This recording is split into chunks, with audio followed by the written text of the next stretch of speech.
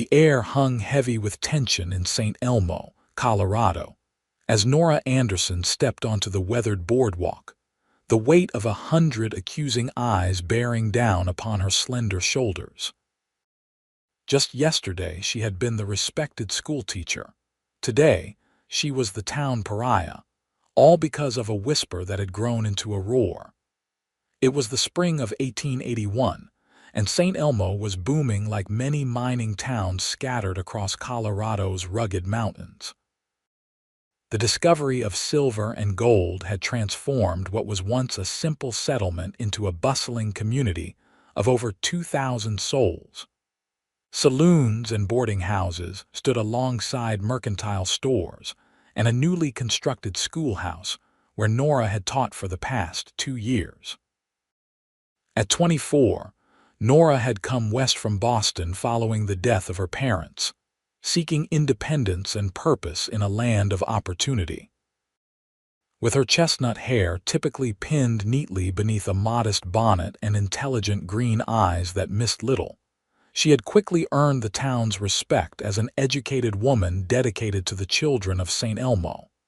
But respect, she was learning, could be as fragile as spun glass. "There she is," a voice hissed as Nora made her way toward the mercantile. "The one who's been stealing from the school funds." Nora kept her head high, though her heart hammered in her chest. The accusation was preposterous. She lived modestly in a small room above the milliner's shop, spent nothing on luxuries, and had in fact contributed her own meager savings to purchase books for her students. But someone had noticed the dwindling school fund money meant for new desks and repairs to the leaking roof, and somehow suspicion had fallen on her. "Miss Anderson," called Mrs. Hobson, the mayor's wife, her voice carrying across the street. "I believe the school board will be requesting your presence this afternoon." Nora nodded stiffly. "I shall be there, Mrs. Hobson." As she continued down the street, she heard the whispers following her like shadows. "Heard she's been sending money east to a secret beau. Always thought she carried herself too proudly for a simple teacher. Those fancy books she reads must cost a pretty penny." Nora quickened her pace, fighting back tears. The rumors were ridiculous, but she knew how quickly lies could take root in a small town. She had seen it happen to others: the Chinese launderer accused of theft, the widow suspected of improper relations with the blacksmith. St. Elmo, for all its Christian pretensions, could be merciless in its judgment. She was so absorbed in her thoughts that she nearly collided with the tall figure rounding the corner. "Beg pardon, madam," came a deep voice, followed by the quick touch of a hat brim.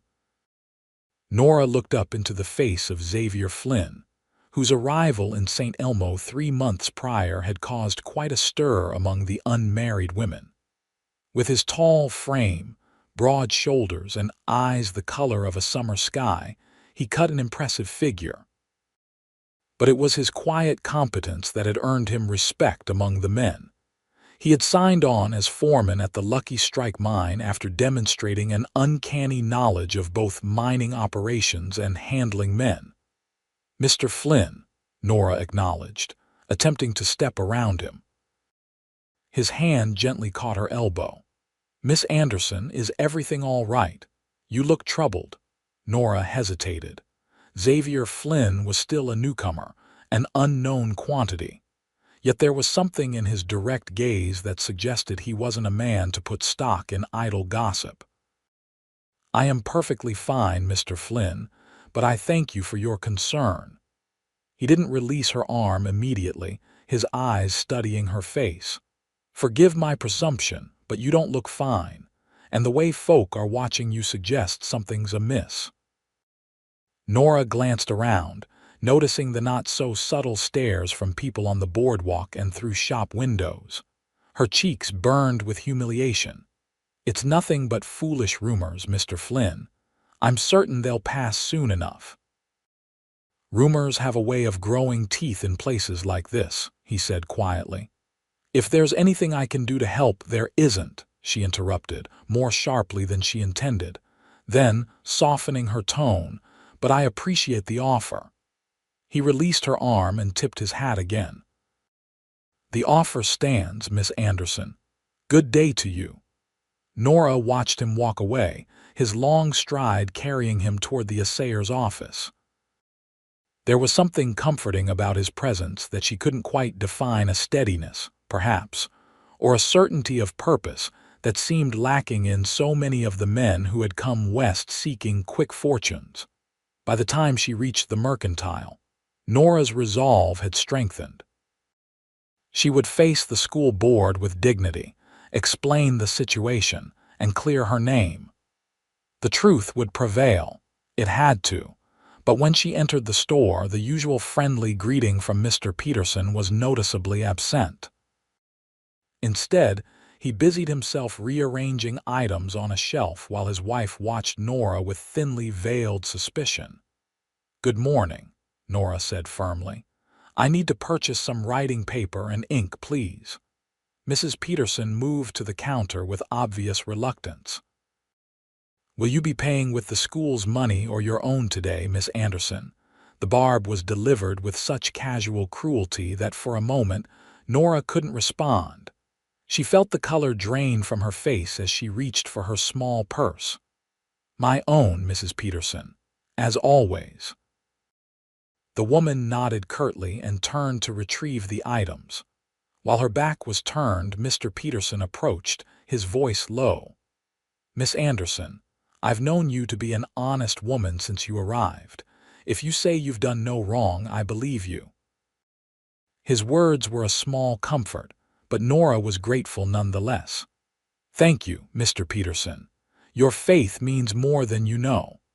As she completed her purchase and left the store, Nora spotted Sheriff Thomas leaning against a hitching post, watching her with narrowed eyes.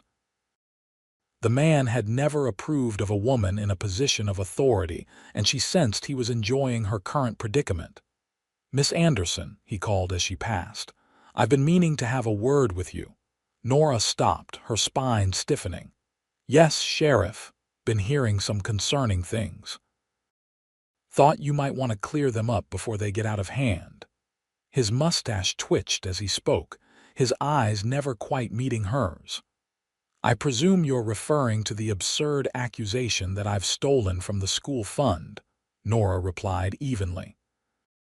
"I assure you there is absolutely no truth to it," the sheriff shrugged. "Money's gone missing all the same, and you're the one who keeps the books." "I'm not the only one with access to the funds, Sheriff. The entire school board has keys to the lockbox." "Maybe so. But you're the outsider here, ain't you? Fancy Boston education and all." His tone made the words an accusation rather than a statement of fact. Before Nora could respond, a shadow fell across them as Xavier Flynn approached, his expression unreadable. "Sheriff," he greeted, nodding briefly before turning to Nora. "Miss Anderson, I believe you dropped this back at the mercantile." He held out a small handkerchief embroidered with her initials. Nora knew she hadn't dropped anything, but she accepted the handkerchief with a murmured thanks, understanding his intention to interrupt the sheriff's interrogation. "Mr. Flynn," Sheriff Thomas acknowledged, his tone cooling noticeably. The two men had clashed previously over the sheriff's rough handling of some Chinese workers at the mine. "Don't you have men to oversee?" "Taking my midday break," Xavier replied easily. "Thought I'd check the post for any correspondence from the company owners." He turned to Nora. "I'm heading that way myself, Miss Anderson. Might I escort you?" Sheriff Thomas snorted. "Better watch yourself, Flynn. Miss Anderson here's in a heap of trouble. Wouldn't want you getting caught up in it." Xavier's expression didn't change, but something in his posture shifted subtly, a coiled readiness that wasn't there before. "Is that a fact? Last I checked, accusations aren't the same as proof, and a person's innocent until proven guilty in this country." "That's mighty high-minded talk from a man who's only been in town 3 months," the sheriff retorted.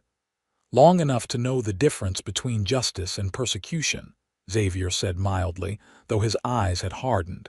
He offered his arm to Nora. "Shall we, Miss Anderson?" Nora hesitated only briefly before placing her hand on his arm.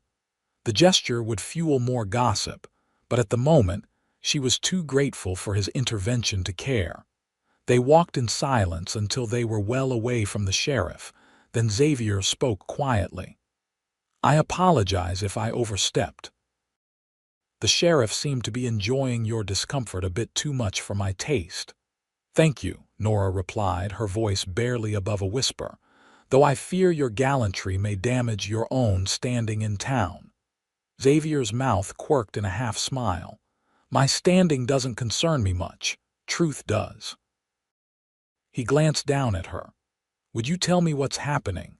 Perhaps I can help." Nora looked up at him, searching his face for any sign of judgment or ulterior motive. Finding none, she sighed heavily. "Someone has been taking small amounts from the school fund over the past several months.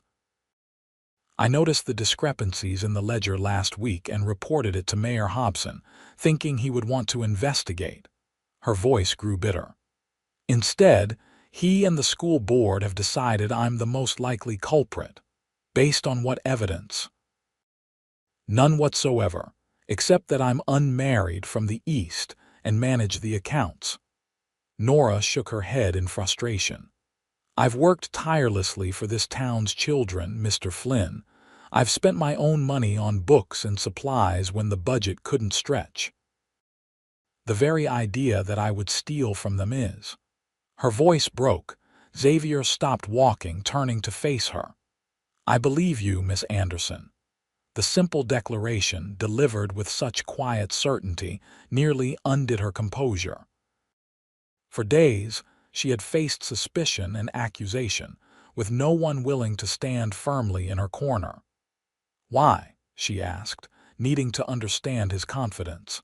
"Because I've seen how you are with those children. How you stay late helping the Wilkins boy with his reading. How you gave your lunch to little Sarah Miller when her family couldn't afford to pack one." His eyes held hers steadily. "Those aren't the actions of someone who'd steal from the school." Nora felt a rush of gratitude so profound it momentarily robbed her of speech. "Thank you," she finally managed. "No need for thanks, it's just the truth." Xavier glanced at the town clock. "What time is your meeting with the school board?" 3:00. "Would you object if I accompanied you?" Nora blinked in surprise. "That's very kind but unnecessary." "I can defend myself." "I don't doubt it, but sometimes having someone at your back makes the fight a little easier." He smiled slightly. "Besides, I've dealt with my share of accusations in mining camps. Might be able to offer some perspective." Nora considered his offer. Having Xavier present would indeed bolster her confidence, though it might also antagonize the board members who already viewed her with suspicion.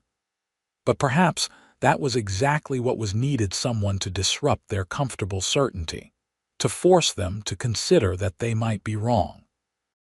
"Very well, Mr. Flynn, I would appreciate your presence." She straightened her shoulders. "But I should warn you, this could become quite unpleasant." "I reckon I can handle unpleasant, Miss Anderson." His voice carried a hint of steel beneath its calm surface. "Meet you at the schoolhouse at 2:45. Nora nodded, feeling for the first time since the accusations began that she might not have to face this alone. As Xavier walked away, Nora continued to her small room above the milliner's shop. Mrs. Granger, the milliner, had been one of the few people in town to treat her with the same respect as always, offering a sympathetic ear when Nora had explained the situation. "People are fools, dear," the older woman had said. "They're quick to believe the worst and slow to accept the truth. But the truth has a way of coming out eventually." Nora hoped she was right. Her entire future depended on it. In her room, Nora changed into her best dress, a navy blue wool with modest white trim at the collar and cuffs. It was several years out of fashion by Eastern standards, but it lent her an air of seriousness and respectability that she hoped would serve her well. As she pinned her hair neatly, she rehearsed what she would say to the board. She would need to be calm, articulate, and above all, convincing. Her training at the Boston Female Normal School had prepared her to teach, but not to defend herself against false accusations. At 20 minutes to 3, Nora left her room and made her way to the schoolhouse at the edge of town. The small wooden building, with its bell tower and rows of plain desks, had become her sanctuary over the past 2 years. She loved everything about it, from the smell of chalk dust to the sound of children reciting their lessons. The thought that she might be forced to leave it behind made her heart ache. As promised, Xavier was waiting outside, leaning against a hitching post. He had changed into a clean shirt and vest, and his usually unruly dark hair was neatly combed. He straightened when he saw her approach. "Miss Anderson," he greeted, his eyes taking in her appearance with evident approval. "You look ready for battle." "I feel as though I'm marching to my execution," she admitted. "Not while I'm here," he replied simply, offering his arm. They entered the schoolhouse together to find the 5 members of the school board already seated at the front of the room. Mayor Hobson, a portly man with mutton chop whiskers, frowned at the sight of Xavier. "This is a private meeting, Miss Anderson," he said. "Mr. Flynn's presence is neither required nor welcome." Xavier removed his hat but made no move to leave. "I'm here at Miss Anderson's request, as a character witness and observer." "We don't need outsiders interfering in town business," said William Barker, the bank manager who served as the board's treasurer.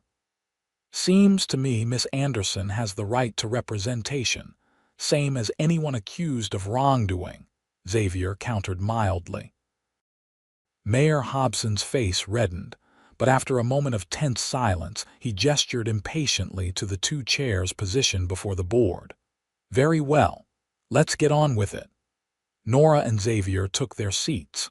She folded her hands in her lap to hide their trembling, willing herself to remain composed.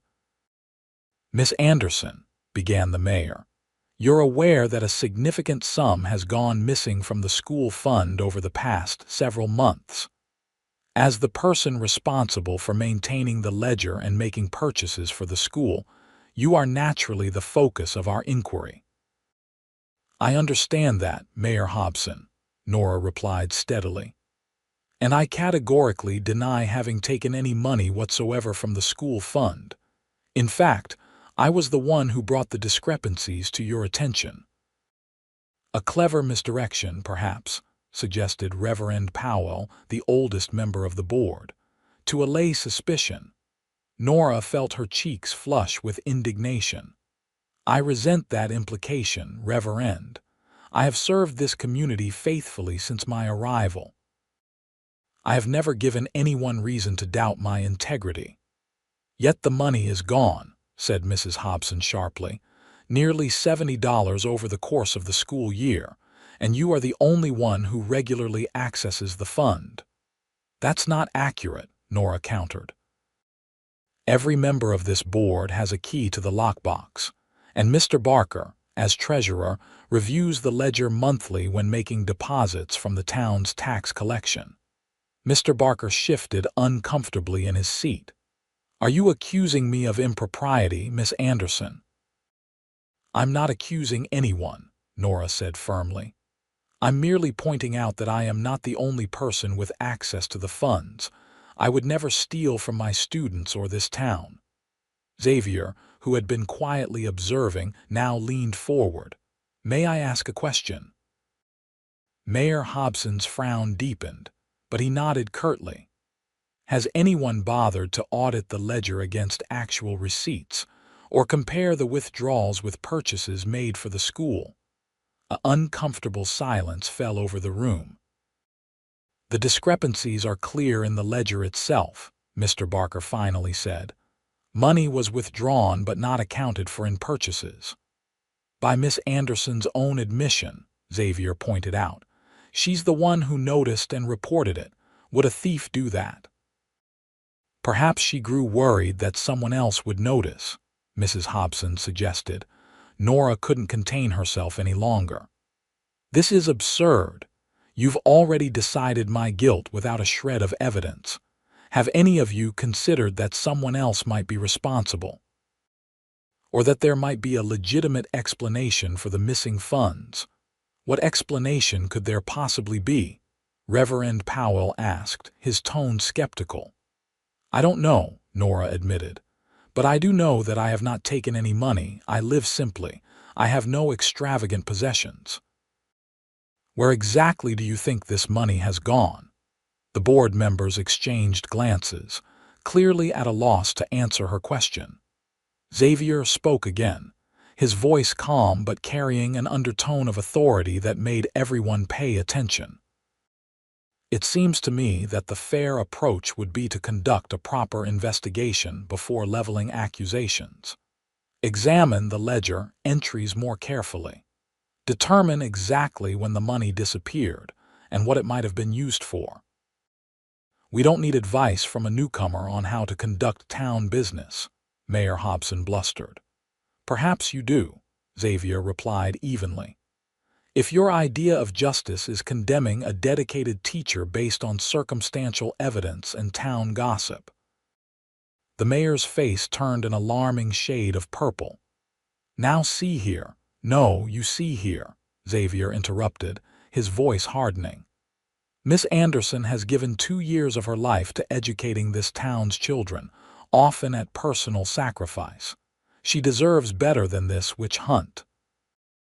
A tense silence followed his words. Nora glanced at Xavier, both grateful for his defense and concerned that he had overstepped. But his expression remained calm, his gaze steady as he looked each board member in the eye. Finally, Mr. Jenkins, the mercantile owner and the quietest member of the board, cleared his throat. Mr. Flynn makes a valid point. Perhaps we have been hasty in our judgment. You can't seriously be taking his side, Mrs. Hobson said incredulously. I'm not taking sides, Mr. Jenkins replied. I'm suggesting we approach this matter more methodically. Miss Anderson has indeed been an asset to our community. We owe her a fair hearing. Mayor Hobson drummed his fingers on the table, clearly displeased but aware that the tide was turning. What do you propose? A thorough review of the school's finances, Mr. Jenkins said. Conducted by an independent party, perhaps the new clerk at the bank, who has no prior involvement with either the school board or Miss Anderson. And in the meantime, Mrs. Hobson asked sharply, are we to allow her to continue teaching while under suspicion? I see no reason why not, Mr. Jenkins replied. Unless you have evidence beyond these discrepancies that would justify removing her from her position. When no one responded, he nodded. Then it's settled. Miss Anderson continues her duties while Mr. Davis from the bank conducts a review. We'll reconvene when he's finished. Nora released a breath she hadn't realized she was holding. It wasn't a complete vindication, but it was a reprieve and more than she had dared hope for when she entered the meeting. Very well, Mayor Hobson conceded grudgingly, but I want that review completed within the week. And Miss Anderson is not to have access to the school fund until this matter is resolved. Agreed, said Mr. Jenkins before Nora could object. He gave her a slight nod that suggested she should accept the compromise. Thank you for your fairness, Mr. Jenkins, Nora said, rising from her chair. And to all of you for allowing this matter to be investigated properly. I have no doubt that the truth will emerge. Outside the schoolhouse, Nora felt her knees grow weak with relief. Xavier placed a steadying hand on her elbow. You did well in there, he said quietly. It was your intervention that made the difference, Nora replied. I'm deeply grateful, Mr. Flynn. Xavier, he corrected with a small smile. After facing down a town council together, I think we can dispense with formalities. Despite everything, Nora found herself returning his smile. Xavier, then, and you must call me Nora. Nora, he repeated, as if testing the sound of it. It suits you. They walked together through town, ignoring the curious stares of passers-by. Nora was acutely aware that being seen with Xavier would only fuel more gossip, but she couldn't bring herself to care. His solid presence beside her was too comforting to relinquish. They'll find the truth, Xavier said as they neared the milliner's shop. Jenkins seems like a fair-minded man. He is, Nora agreed. But finding the truth doesn't necessarily mean finding the culprit. The money is still missing and someone took it. Xavier's brow furrowed in thought. Maybe not. What do you mean? Maybe the money isn't missing at all. Maybe it's a mistake in the ledger, or perhaps the funds were used for legitimate expenses that weren't properly recorded. Nora shook her head. I'm very careful with the records. And the amounts have been going missing bit by bit, $5 here, $10 there. It's too consistent to be a mistake. Xavier nodded slowly. Then someone has been taking it, but not you. No, not me. Nora sighed heavily. But I fear the damage to my reputation may already be done. You saw how quickly people turned against me. Some people, Xavier corrected. Not all. Jenkins didn't, and neither did I. His eyes met hers, warm and reassuring, and Nora felt something stir within her that had nothing to do with her current predicament. There was a steadiness to Xavier Flynn, a quiet strength that drew her like a moth to flame. Dangerous thoughts, she warned herself. The last thing she needed was to complicate matters with romantic feelings, especially for a man she barely knew.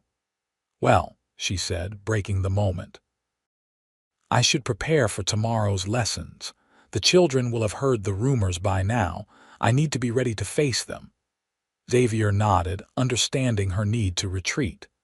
Would you allow me to walk you to school tomorrow morning, just to ensure there's no unpleasantness? Nora hesitated, then nodded. Thank you. That would be appreciated. As she watched him walk away, Nora realized that for the first time since the accusations began, she didn't feel entirely alone. Whatever happened next, she had at least one ally in St. Elmo, and a formidable one at that. True to his word, Xavier was waiting outside the milliner's shop the next morning when Nora emerged. Despite a restless night, she had taken extra care with her appearance, determined to present a confident, untroubled face to her students. Good morning, he greeted, touching the brim of his hat. Ready for the day? As ready as I'll ever be, Nora replied, forcing a smile that didn't quite reach her eyes. They walked to the schoolhouse in companionable silence, both aware of the stares and whispers that followed them. When they arrived, Nora was relieved to see children already filing into the building, many with smiles and waves for her. The children, at least, don't seem affected by the rumors, Xavier observed. Children are often better judges of character than adults, Nora said. They see with clearer eyes, unclouded by prejudice or suspicion. At the schoolhouse door, she turned to face him. Thank you for the escort, Xavier. I can manage from here. He nodded, but didn't immediately turn to leave. Instead, he studied her face for a moment, his expression serious. I meant what I said yesterday, Nora. I believe in your innocence, and I'll do whatever I can to help prove it. The sincerity in his voice touched her deeply. Why, you barely know me. I know enough, he said simply. I'll call for you after school. Before she could respond, he touched his hat again and strode away, leaving Nora to wonder at the strange turn her life had taken. Just days ago, she had been a respected teacher with a predictable life. Now she was at the center of a scandal, her reputation in tatters, and yet somehow, she had found an unexpected champion in the most unlikely of places. The school day proved less difficult than Nora had feared. Her students, ranging in age from 6 to 14, showed no sign of believing the rumors about her. If anything, they seemed more attentive and eager to please than usual, as if sensing her distress and wanting to ease it. Only once did the matter arise directly, when young Timothy Collins raised his hand during arithmetic. "Miss Anderson, my pa says you took the school's money, but I told him you wouldn't never do that because you're the best teacher and you even gave me your own slate when mine broke." The boy's earnest defense brought unexpected tears to Nora's eyes. "Thank you for your faith in me, Timothy," she said, her voice steady despite the emotion churning within her. "It's important to remember that not everything we hear is true. That's why we learn to question and seek evidence, just as we do in our science lessons." The children nodded solemnly, and Nora felt a surge of pride in their trust. Whatever happened with the investigation, she would not let these children down. After dismissing her class, Nora remained at her desk, reviewing lesson plans for the following day. She was so absorbed in her work that she didn't notice the figure in the doorway until a shadow fell across her papers. "Excuse me, Miss Anderson." Nora looked up to find Mr. Davis, the bank clerk, standing awkwardly at the threshold. A slight, nervous man with spectacles and thinning hair, he clutched a leather portfolio to his chest as if it contained state secrets. "Mr. Davis," Nora acknowledged, rising from her seat. "Please come in." He entered hesitantly, glancing around the empty classroom. "I've been asked to review the school's financial records. I was hoping to begin right away." "Of course." Nora moved to the cabinet where the ledger and lockbox were kept. "I'll show you everything we have." For the next hour, Nora patiently explained her record-keeping system, showing Mr. Davis how she documented each expenditure with corresponding receipts and noted all deposits made by the treasurer. The young clerk asked few questions but took copious notes, his expression giving nothing away. "And here is where the discrepancies begin," Nora said, pointing to an entry from several months prior. $5 missing, with no record of how it was spent. Mr. Davis adjusted his spectacles, studying the entry carefully. "And you're certain you didn't simply forget to record an expense?" "Absolutely certain," Nora replied firmly. "I record everything immediately. And as you can see, the pattern continues, small amounts missing every few weeks, always after Mr. Barker makes the monthly deposit from the tax collection." At this, Mr. Davis looked up sharply. "Always after the deposit? You're certain of that timing?" "Yes," Nora said, sensing something significant in his reaction. "Is that important?" The clerk hesitated, then closed his portfolio. "I couldn't say at this point, Miss Anderson. I'll need to review these records more thoroughly." "May I take the ledger with me?" Nora was reluctant to part with her primary evidence, but she saw no alternative. "Yes, but please be careful with it. It's the only record we have."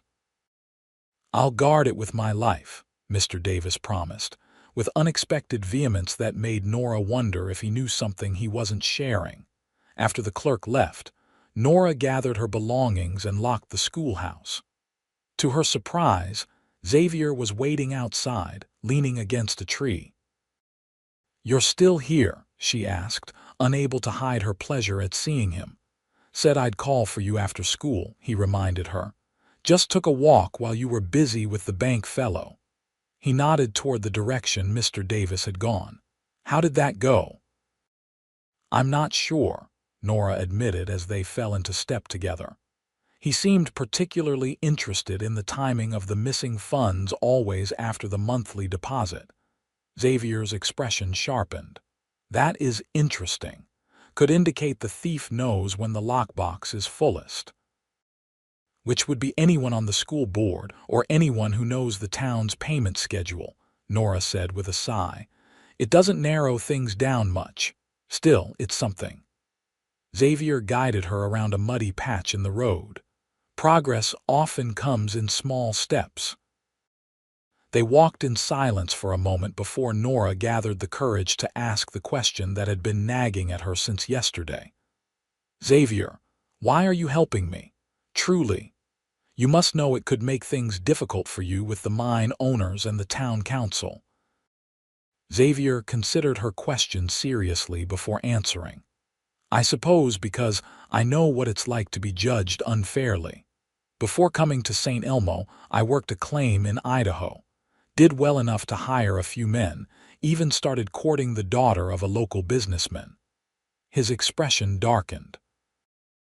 Then gold went missing from another man's sluice box. He accused me because I was new, successful, and worst of all, Irish. That's terrible, Nora said softly. What happened? The real thief was caught red-handed a week later, the accuser's own nephew, but by then the damage was done.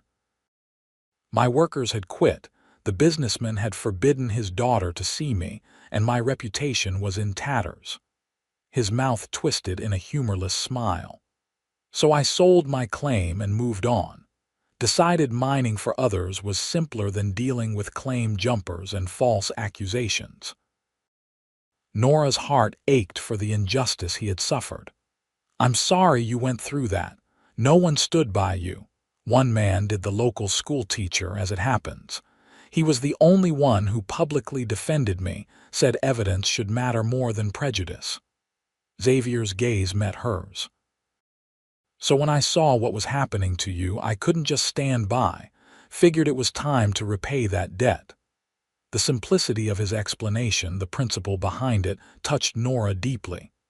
Well, I'm grateful, whatever your reasons.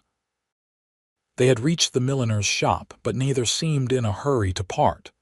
The evening was mild, with the last golden light of day painting the mountain peaks in the distance. Have you had supper? Xavier asked suddenly. Nora shook her head. I was planning to make do with bread and cheese in my room. I'm not particularly eager to face the dining room at Mrs. Holcomb's boarding house tonight. I can understand that, Xavier said, but you shouldn't have to hide away. Would you consider joining me at Clara's cafe? The food's decent, and Clara doesn't hold with gossip in her establishment.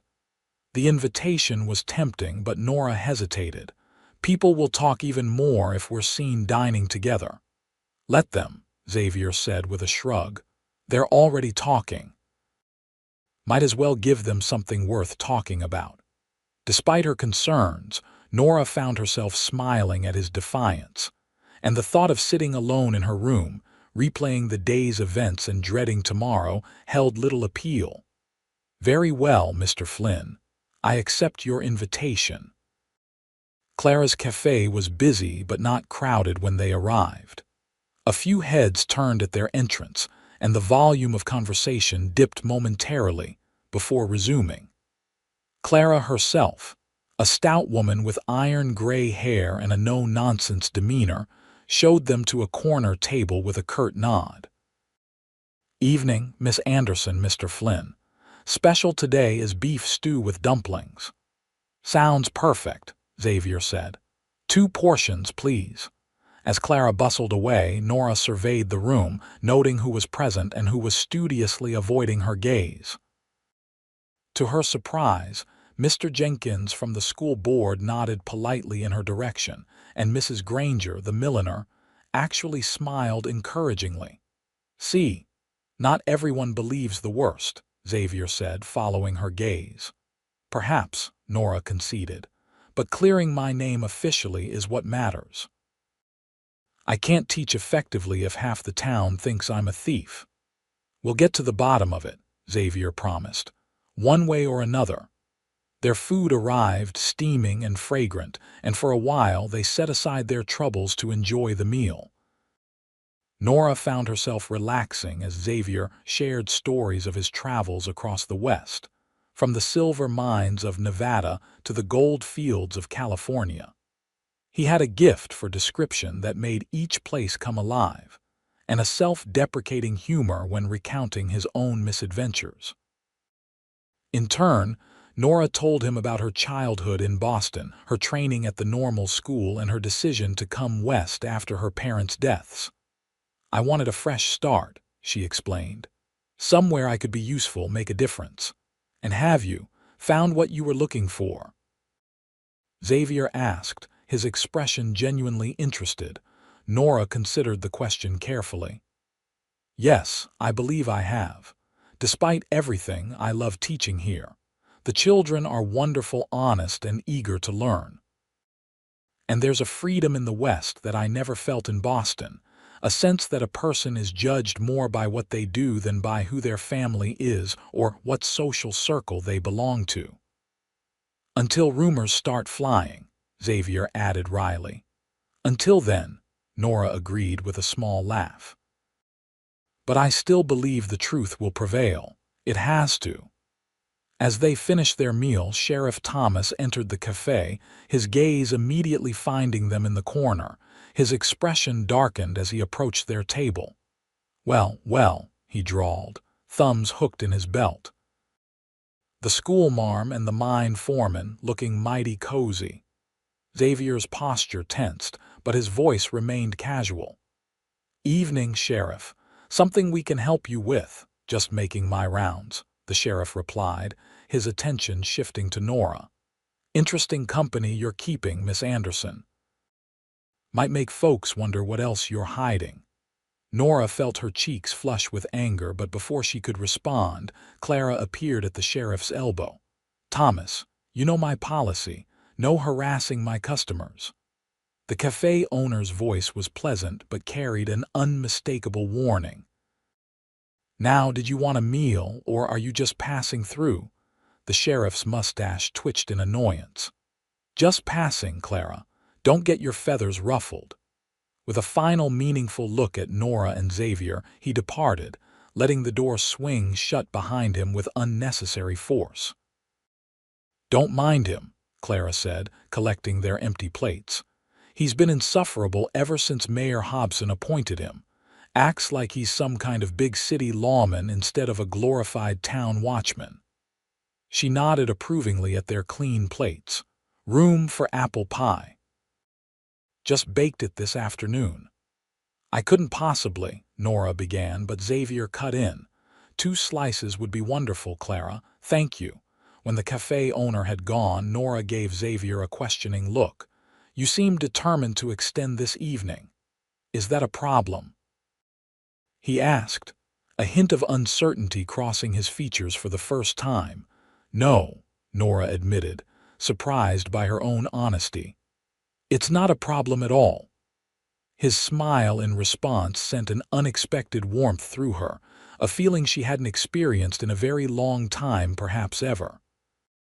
It was dangerous, this growing connection between them, especially given her precarious position in the community.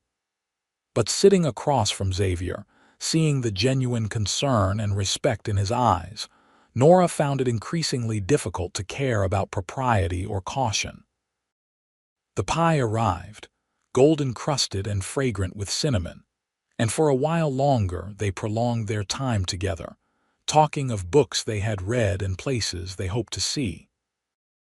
It was nearly dark when they finally left the cafe, the spring evening having turned cool enough that Nora was grateful for her shawl.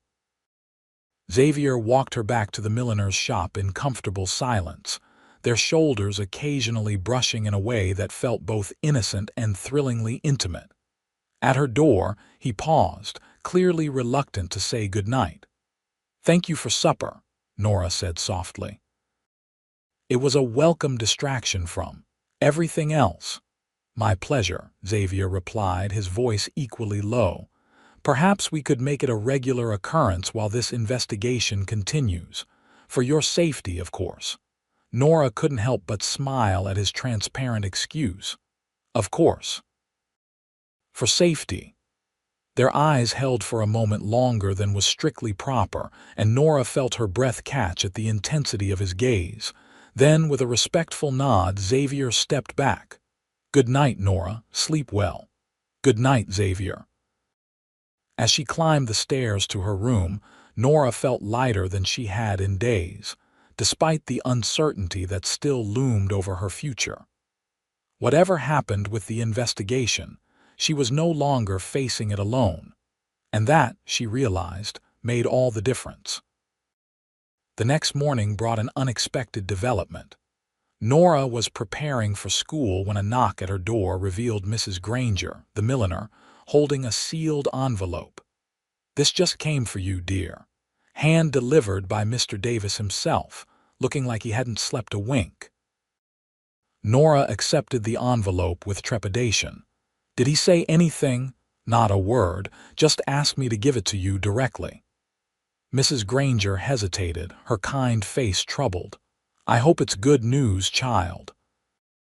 This town can be cruel when it gets a notion in its head, but there are still those of us who know a good heart when we see one." "Thank you, Mrs. Granger. Your support means more than I can say."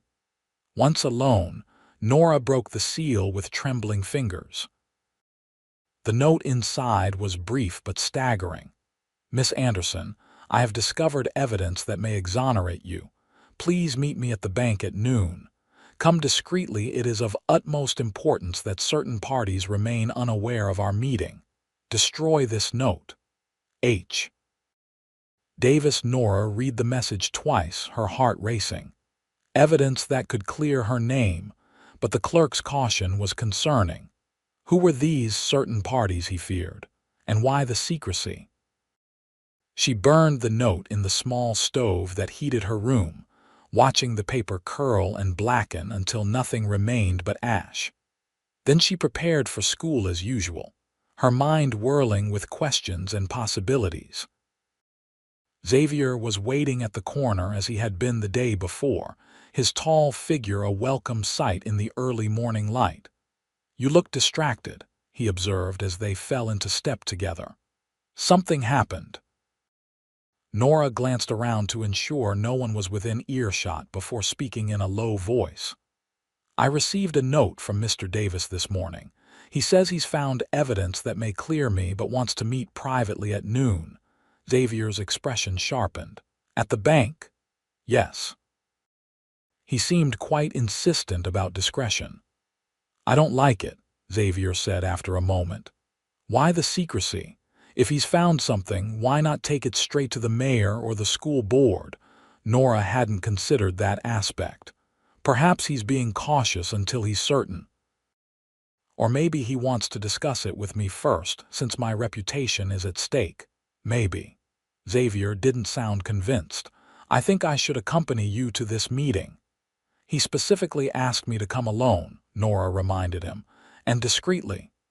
"All the more reason not to," Xavier insisted. "At least let me walk you to the bank and wait nearby. If everything's above board, no harm done.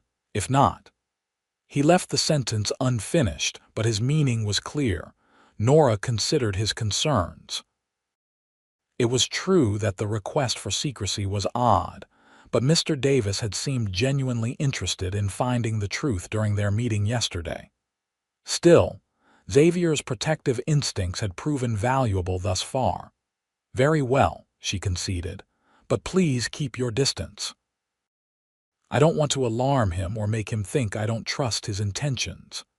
Xavier nodded, satisfied with the compromise. "I'll be nearby if you need me." The school day crawled by with excruciating slowness. Nora found it difficult to focus on lessons, her thoughts repeatedly returning to the mysterious note and what evidence Mr. Davis might have discovered. By the time she dismissed her students for lunch at noon, her nerves were stretched taut. After ensuring all the children had left, Nora locked the schoolhouse and made her way toward town. Xavier was waiting at the crossroads as promised, falling into step beside her without a word. As they approached the bank, Nora noticed it seemed unusually quiet, no customers entering or leaving, despite it being the middle of the business day. "Something's not right," Xavier murmured, his hand moving instinctively to the gun at his hip. "The bank should be open now." Nora felt a chill of apprehension. "Perhaps they closed for lunch." "Banks don't close for lunch in mining towns," Xavier replied grimly. Too much business to conduct. He studied the building carefully. Wait here while I check it out. No, Nora said firmly. If Mr. Davis is in trouble because of something he discovered on my behalf, I need to know. Xavier looked as if he wanted to argue, but after a moment, he simply nodded. Stay behind me then, and if I tell you to run, you run, no questions. They approached the bank cautiously. The sign in the window still read open, but the interior was dimly lit and still. Xavier tried the door and found it unlocked, which only heightened his suspicion. Hello, he called as they entered. Anyone here? Silence greeted them. The main room of the bank was deserted, the teller windows empty, the customer's bench unoccupied. The only sound was the soft ticking of the wall clock. Mr. Davis, Nora called, her voice sounding unnaturally loud in the quiet space. A faint noise came from the back office, a muffled thump, followed by what might have been a groan. Xavier drew his gun, motioning for Nora to stay where she was. But she ignored him, her concern for the clerk overriding her fear. Together, they moved toward the office door, which stood slightly ajar. Xavier pushed it open slowly, revealing a scene of disarray. Papers were scattered across the floor, a chair overturned, and slumped in the corner was Mr. Davis, blood trickling from a gash on his forehead. Mr. Davis. Nora rushed to his side, kneeling to check his pulse. He's alive but unconscious. We need to get help. Xavier quickly surveyed the room, noting the open safe and empty cash box. This was a robbery, he said grimly, and not a spur-of-the-moment one. They knew when the bank would be emptiest. Nora was barely listening, focused on the injured clerk. Mr. Davis, can you hear me? It's Nora Anderson. The young man's eyelids fluttered and he moaned softly. Miss Anderson, he mumbled. Danger, you must. Don't try to speak, Nora soothed. We're going to get you help. No, Davis insisted weakly, clutching at her arm. You must. No, the ledger. Shows. Pattern, not you. It was. Before he could finish, the door to the bank slammed open, followed by heavy footsteps and Sheriff Thomas's booming voice. What in tarnation is going on here? Xavier quickly holstered his gun as the sheriff appeared in the doorway, his own weapon drawn. Bank's been robbed, Xavier explained calmly. And the clerk's been hurt. He needs a doctor. Sheriff Thomas's suspicious gaze moved from Xavier to Nora, then to the injured clerk. And what exactly are you two doing here? Mighty convenient timing, I'd say. Mr. Davis asked me to meet him, Nora said, rising to her feet. He said he had information about the school fund discrepancies. Is that so? The sheriff's tone made it clear he didn't believe her. And I suppose you just happened to bring your gun-toting friend along. We found the bank like this, Xavier said firmly. Mr. Davis was already injured when we arrived. The sheriff holstered his gun with deliberate slowness. Well now, that's quite a story. But I think I'll need to hear it from Davis himself when he's able. He moved to the clerk's side, examining the wound with surprising gentleness. Looks like somebody clouted him good. Lucky they didn't kill him. Shouldn't we get the doctor? Nora pressed, increasingly frustrated by the sheriff's suspicion. Already sent for, came a new voice from the doorway. Mr. Barker, the bank manager and school board treasurer, stood there, his face pale with shock. What happened? Where's the money? That's what I aim to find out, Sheriff Thomas replied, straightening up. But first things first. Miss Anderson and Mr. Flynn here were just about to explain why they're at the scene of a bank robbery. Mr. Barker's gaze snapped to Nora, his expression hardening. Were they indeed? How interesting, considering the recent accusations. Nora felt a surge of indignation. Mr. Davis specifically asked me to meet him here at noon.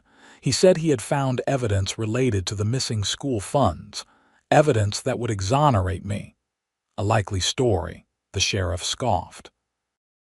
and conveniently impossible to verify with Davis unconscious. Xavier stepped forward, his posture tense but controlled. "Sheriff, instead of wasting time with baseless accusations, shouldn't you be looking for the actual robbers? They can't have gone far." The sheriff's eyes narrowed. "I know my job, Flynn, and part of it is securing potential suspects." He gestured toward the door.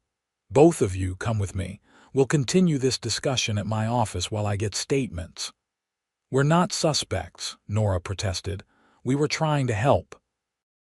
"That remains to be seen," Sheriff Thomas replied coldly.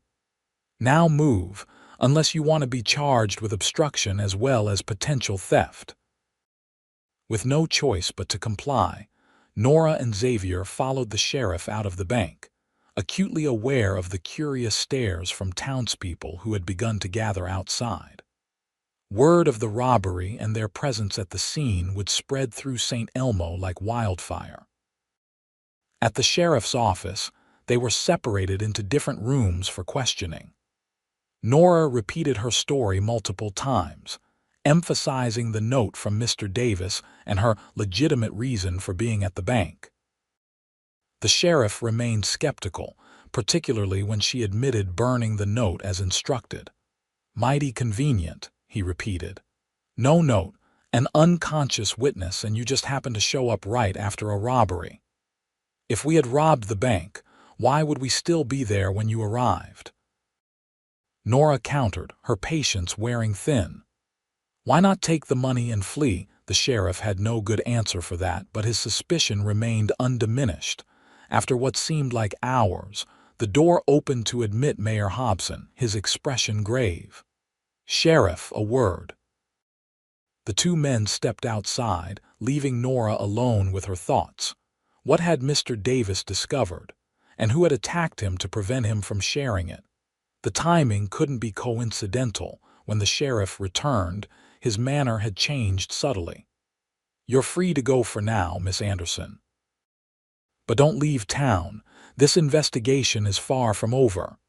"What about Mr. Flynn?" Nora asked, rising from her chair. "He's being released as well." The sheriff's tone suggested he wasn't happy about it. "The doctor confirms Davis was attacked at least an hour before you claim to have arrived, which supports your story. For now." Relief washed over Nora, followed quickly by concern for Mr. Davis. "How is he? Will he recover?" "Doc says he'll live, but he's still unconscious.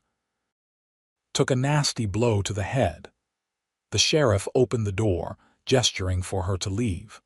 "Like I said, don't leave town. And I'd advise you to steer clear of further trouble, Miss Anderson. Your position in this community is precarious enough as it is." Outside, Xavier was waiting, his expression clearing at the sight of her. "Are you all right?" "Yes, just shaken," Nora replied as they walked away from the sheriff's office together. "They've released us because the doctor confirmed Mr. Davis was attacked before we arrived, but we're still under suspicion." Xavier nodded grimly. "The sheriff made that abundantly clear. But Nora, I've been thinking. This can't be a coincidence, Davis finding something in the school records, arranging to meet you secretly, and then being attacked before he could share it." "My thoughts exactly," Nora said. "Whatever he discovered must be significant enough that someone was willing to commit violence to keep it hidden. And possibly connected to the bank robbery itself," Xavier added thoughtfully. "The timing is too perfect." They had reached the main street, where people were still gathered in groups, discussing the robbery. Conversations faltered as Nora and Xavier passed, replaced by whispers and stares. The suspicion in their eyes was unmistakable. "They think we did it," Nora said quietly. "Let them think what they want," Xavier replied, his hand coming to rest reassuringly on her back. "We know the truth, and eventually so will everyone else." But as they continued toward the milliner's shop, Nora wasn't so sure. The townspeople's trust, already damaged by the rumors about the school fund, seemed all but destroyed now. Even if she was eventually cleared of all wrongdoing, would they ever truly accept her again? As if reading her thoughts, Xavier spoke softly. "Don't give up, Nora. The truth has a way of coming out even when people try their damnedest to bury it." She managed a small smile. "I hope you're right." "I am," he said with a confidence she couldn't help but find comforting. "And in the meantime, you're not alone." No, Nora thought, looking up at his determined profile. For better or worse, she wasn't alone anymore. And that, at least, was something to hold on to in the midst of this storm. The next day, news spread that Mr. Davis had regained consciousness, but remembered nothing of his attack or what he had discovered in the school records. The bank robbery remained unsolved, with over $500 missing from the safe, a devastating loss for the small community. Nora returned to teaching, despite whispers among some parents that she should be dismissed pending the investigations. Mr. Jenkins and 2 other school board members had stood firm, insisting that without evidence of wrongdoing, she would remain in her position. But the atmosphere in town had changed dramatically. Where once Nora had been greeted warmly by most townspeople, now she faced suspicious glances or, worse, deliberate avoidance. Only a handful of families still treated her with the same respect as before those who knew her best through their children. Xavier continued to walk her to and from school each day, his steady presence both a comfort and a lightning rod for further gossip. Some began to suggest that they were co-conspirators, that perhaps their apparent courtship was merely a cover for criminal activities. "It would be easier for you if we weren't seen together so often," Nora said one evening as they walked back from Clara's cafe, where they had taken to dining regularly despite the disapproving stares. "Easier, maybe. Better, no." Xavier's response was immediate and firm. "I'm not in the habit of abandoning friends because of town gossip." Friends. The word both warmed and stung Nora's heart. Over the past week, her feelings for Xavier had deepened into something that felt perilously close to love. His unwavering support, his quiet strength, his willingness to stand beside her when others turned away, all had combined to break through the careful walls she had built around her heart since coming west. But did he feel the same? Or was his support merely the result of his own experience with false accusations, a debt he felt he needed to repay? "Besides," Xavier continued, unaware of her thoughts, "I've been making inquiries of my own. There's something not right about this whole situation, and I mean to get to the bottom of it." "What kind of inquiries?" Nora asked, intrigued despite her concerns. "I've been talking to some of the miners who bank here, asking if they've noticed anything unusual about their accounts or the way the bank operates." Xavier glanced down at her. "And I've been watching Mr. Barker. As treasurer of both the bank and the school board, he's the common thread between the missing school funds and the bank robbery." Nora's eyes widened. "You suspect Mr. Barker, but he's been a respected member of this community for years. Why would he steal from the school fund when he has access to much larger sums at the bank? Small, regular thefts are less likely to be noticed than a single large one," Xavier pointed out. "And perhaps he never intended to rob the bank at all. That might have been a desperate measure after Davis started investigating the school accounts too closely." The logic was sound, but Nora still struggled to reconcile the dignified banker she knew with the thief Xavier was describing. "It's a serious accusation. We'd need proof." "Which is what I'm trying to find," Xavier said. "Davis was onto something before he was attacked. We need to figure out what it was."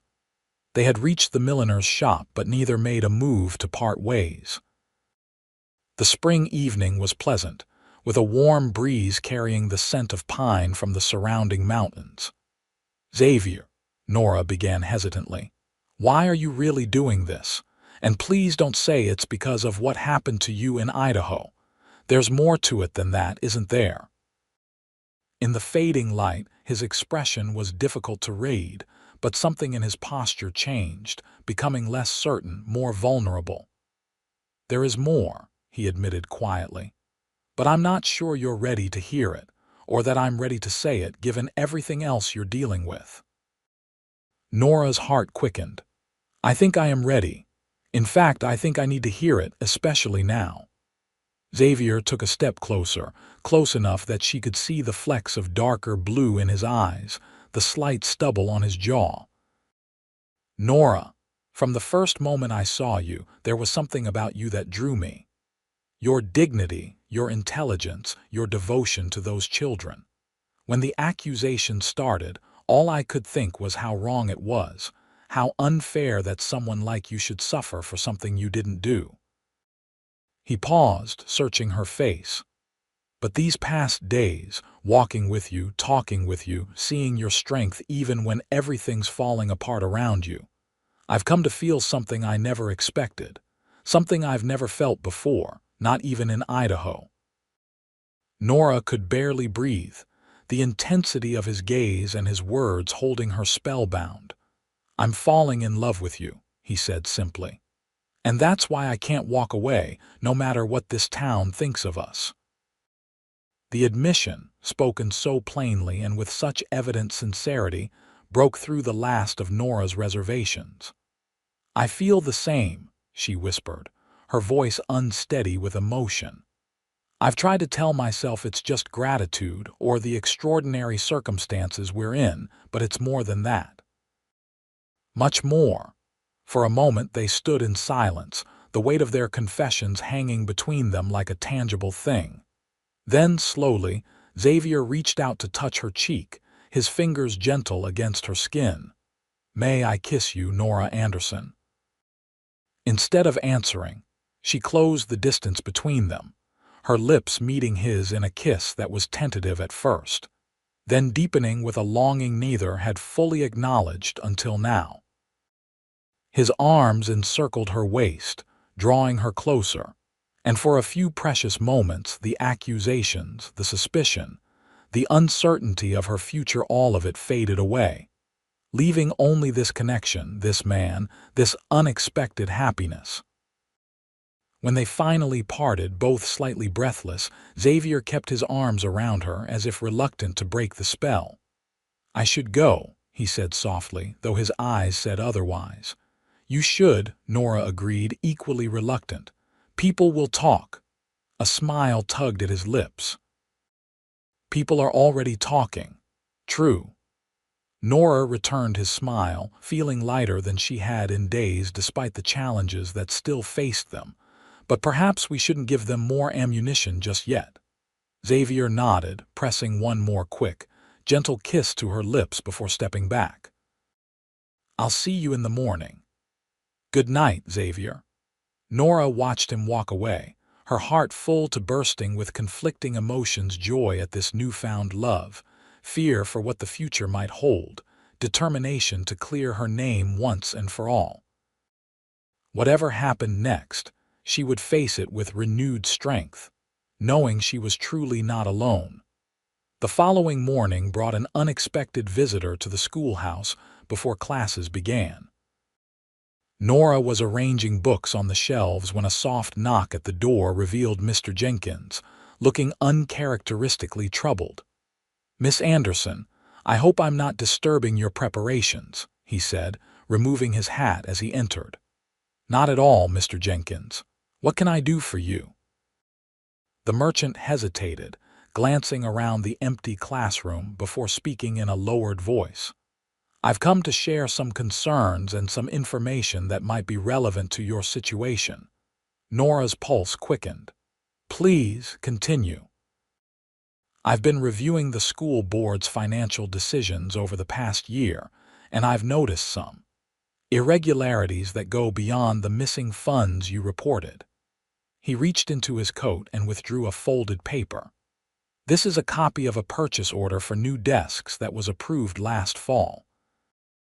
The board allocated $80 for the purchase, But according to this receipt from the furniture maker in Denver, the actual cost was only $65. Nora frowned, studying the documents. I never saw this receipt. Mr. Barker handled the transaction directly since it required sending payment to Denver. That's what concerns me, Mr. Jenkins said grimly. There are several similar discrepancies, small amounts, $5 or $10 at a time, but they add up. And in each case, Barker was the one who handled the transactions. You think he's been skimming from the school funds? Nora asked, the pieces beginning to fall into place. But why would he risk his reputation for such small amounts?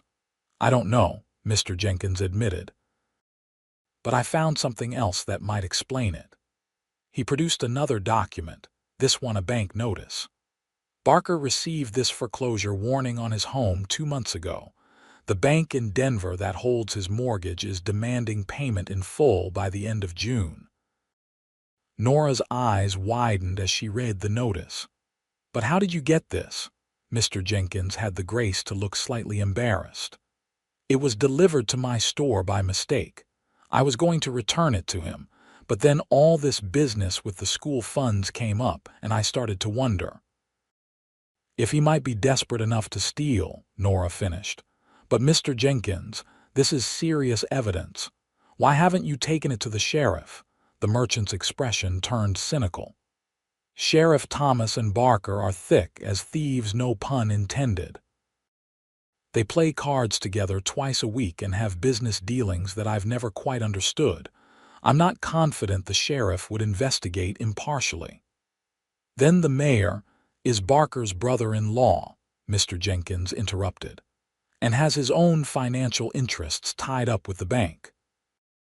No, Miss Anderson, I'm afraid there's no simple solution here. Nora sat down heavily in her chair, the implications sinking in. So what do we do? I can't continue under this cloud of suspicion, and if Barker is stealing, he needs to be stopped. Mr. Jenkins nodded gravely. I agree.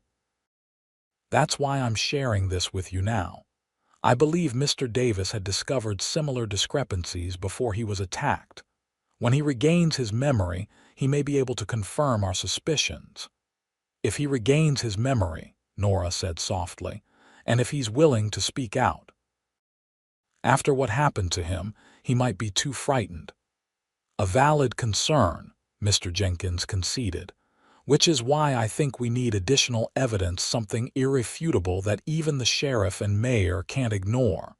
What do you have in mind?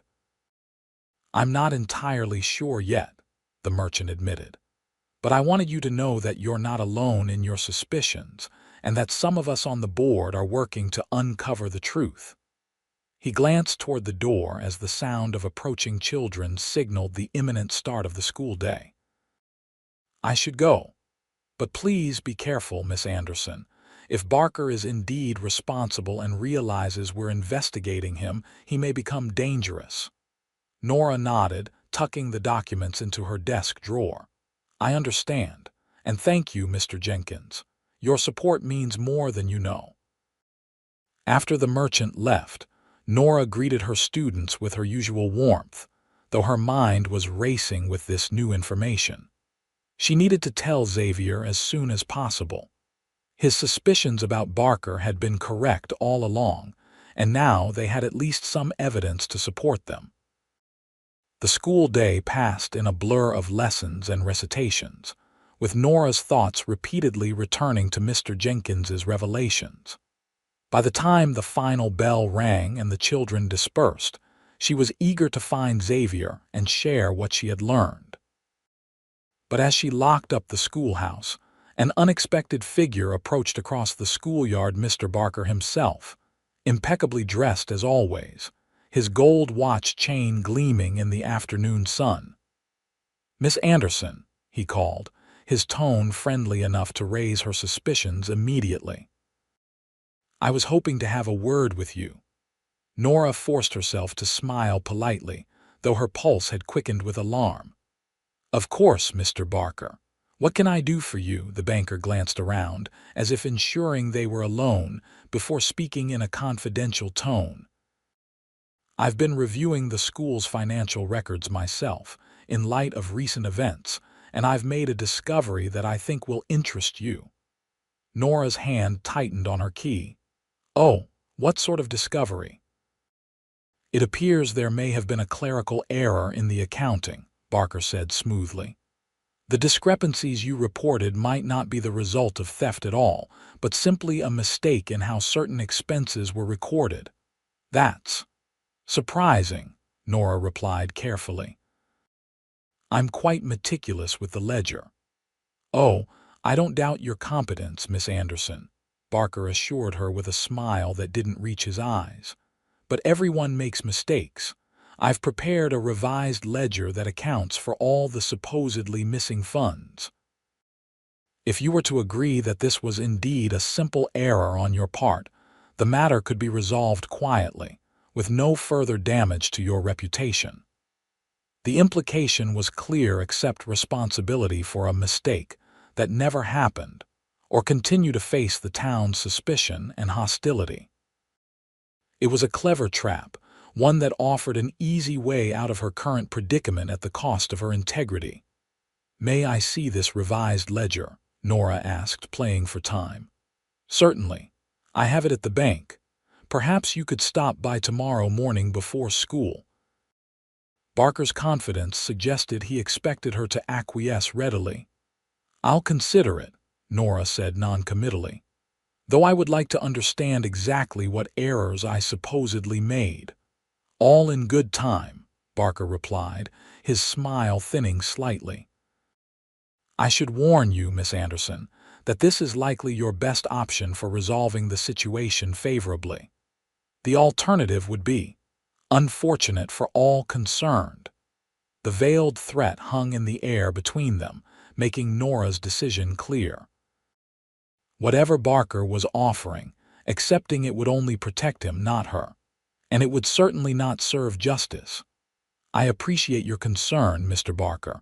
I'll give your proposal the consideration it deserves. The banker studied her face for a moment, perhaps sensing her lack of sincerity. See that you do, Miss Anderson. Good day to you. As he walked away, Nora remained where she was, her heart racing. Barker's approach confirmed everything she and Mr. Jenkins had suspected, but it also suggested that the banker was growing desperate, possibly dangerous. She needed to find Xavier immediately. Nora had taken only a few steps toward town when she spotted him approaching, his long strides eating up the distance between them. His expression told her he had seen Barker leaving the schoolyard. What did he want? Xavier asked without preamble when he reached her. Nora quickly related the conversation, along with the earlier revelations from Mr. Jenkins. Xavier listened intently, his expression growing grimmer by the moment. He's trying to cover his tracks, he said when she had finished. Offering you a way out that protects him. The fact that he approached you directly means he's worried, maybe because Jenkins is asking questions, or because he suspects Davis might remember something when he recovers. What should I do? Nora asked. If I refuse his offer outright, he might take more drastic measures. Xavier considered the question carefully. Stall him. Tell him you need time to think about it. Meanwhile, we need to find concrete proof of his theft, something that can't be explained away as a clerical error. And how do we do that? I have an idea, Xavier said slowly. But it's risky, and I'm not sure you'll like it. As he outlined his plan, Nora's initial alarm gave way to reluctant agreement. It was indeed risky, but it might be their best chance to expose Barker's deception and clear her name once and for all. When? She asked when he had finished. Tonight, Xavier replied grimly, before Barker has time to cover more tracks or pressure you further. Can you meet me at the bank at midnight? Nora nodded, her decision made. I'll be there. The plan was simple but dangerous. Under cover of darkness, they would enter the bank and search Barker's office for evidence of his embezzlement, both from the school fund and potentially from other accounts. Xavier, who had some experience with locks from his mining days, was confident he could get them inside without damage or evidence of forced entry. It wasn't technically breaking and entering, he argued, since they weren't planning to steal anything only to gather evidence of crimes already committed. But Nora knew that distinction would mean little if they were caught. Their reputations, already damaged, would be destroyed completely, and they might face legal consequences as well. Yet the alternative, allowing Barker to continue his thefts while she remained under suspicion, was unacceptable. Sometimes, Nora reflected as she prepared for bed that evening, justice required taking risks. At 11:30, she slipped out of her room and made her way silently through the darkened streets of St. Elmo. The town was quiet, with only the occasional light showing in saloon windows or miners' lodgings. Nora kept to the shadows, her dark cloak providing additional camouflage. Xavier was waiting in the alley behind the bank, his expression serious but calm. "You're sure about this?" he asked quietly. Nora nodded. "I'm sure. Let's get it over with." With skilled precision, Xavier worked on the back door's lock, his hands steady and confident. Within minutes, there was a soft click and the door swung open silently. "Stay close," he whispered, leading the way into the darkened bank. Moonlight filtering through the windows provided just enough illumination to navigate without lamps. They moved carefully through the main room toward Barker's private office, where the most incriminating evidence was likely to be found. The office door was also locked, but yielded to Xavier's expertise more quickly than the exterior door. Inside, they found a meticulously organized space desk, filing cabinet, safe, all arranged with the banker's characteristic precision. "Start with the desk," Xavier suggested. "I'll try the cabinet." Working as quietly as possible, they began their search. Nora carefully examined each drawer of the heavy oak desk, looking for anything that might connect Barker to the missing school funds or other financial irregularities. In the bottom drawer, beneath a stack of routine correspondence, she found a small leather-bound ledger different from the official bank records. Opening it, she discovered what appeared to be a personal accounting system, with entries dating back several years. "Xavier," she whispered urgently. "Look at this." He moved to her side, examining the ledger by the dim moonlight. "It's a record of his embezzlement," he said after a moment. "Small amounts taken regularly from various accounts, including the school fund." Nora nodded, her finger tracing the entries. "And look here, larger withdrawals in the past 2 months, coinciding with that foreclosure notice Mr. Jenkins found." "This is it," Xavier said, his voice tight with satisfaction. "The proof we need. With this and Jenkins's documents, even the sheriff will have to act." A sudden noise from the front of the bank froze them both, the unmistakable sound of a key turning in a lock. "Someone's coming," Xavier whispered, quickly returning the ledger to Nora's hands. "Take that and hide. Now, what about you? I'll create a diversion if necessary. Go." Nora clutched the incriminating ledger and slipped into the shadows beside a tall filing cabinet just as the main door opened, admitting a shaft of light from a lantern. "I tell you, I heard something," came Sheriff Thomas's voice. "And after the robbery last week, we can't be too careful." "Probably just rats," replied another voice, Barker's, unmistakably. "The building is old." "Maybe so, but I aim to check it out thoroughly." Footsteps approached the office, and Nora pressed herself deeper into the shadows, scarcely daring to breathe. Where was Xavier?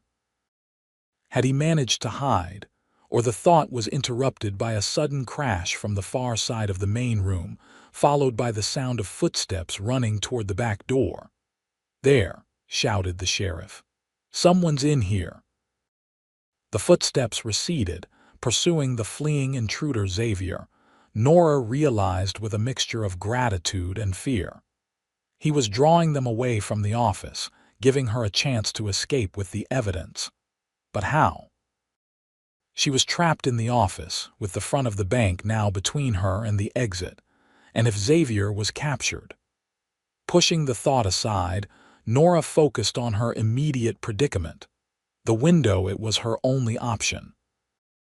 Moving silently to the small window behind Barker's desk, she found it locked but managed to release the catch with trembling fingers. The window opened outward with a faint creak that seemed deafening in the quiet office.